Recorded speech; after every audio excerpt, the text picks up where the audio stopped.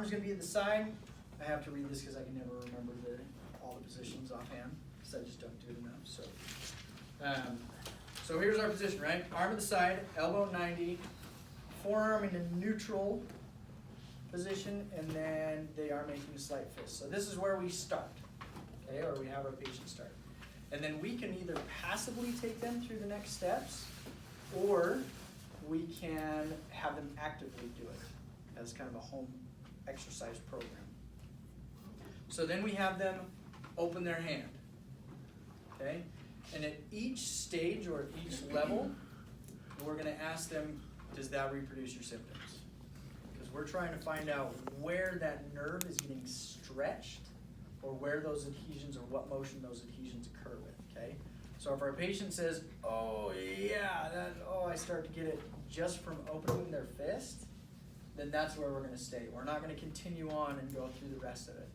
So then we can either do our gliding, where the neck stays, the head and neck stay there, and we just have them open and close to the point of heat, pain, or discomfort, and then they come back closed. Okay? If we want to do flossing, then what we do is as they open their hand, we have them side bend toward that affected side. And then as they close, they come back up to neutral. So now we're stretching it over that distal portion, but we're shortening it over the proximal portion, okay? So it's doing this, like I showed you before. So let's say they open their hand, their fingers, thumbs, abducted, everything, no symptoms, we're doing good. Then we continue on. We go into wrist extension, and then the next step is that they'll keep their thumb there. Then they go into thumb extension, and then forearm supination, and then passive thumb extension even beyond what they can just actively get. So maybe if they're doing it at home, they go open like this, into wrist extension, thumb extension, supination, and then they'll passively bring their thumb into more extension. That would be going through all the steps, okay?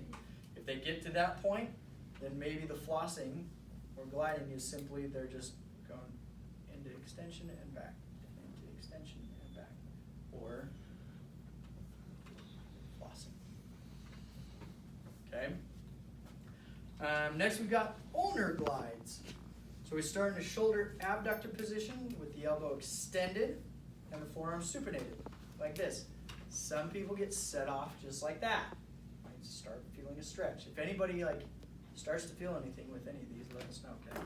So your forearm supinated, elbow extended, just like that. And then you go into full elbow flexion. And then you pronate your forearm, so you're gonna, right? Go to the gun show, okay? And then you're gonna extend the fingers and extend the wrist. So they end up kind of in this position. Wow, I can't be like Birdman. Up in the air, Mr. Birdman. Yeah, that was one we did in the lab. Yeah, we did that. Huh? Yeah, so this would be that ulnar. Oh, It's they're just really adding a little thing on. weird. Yeah, I know. Feeling it a little bit. Johnny, It's fun. so were we, is it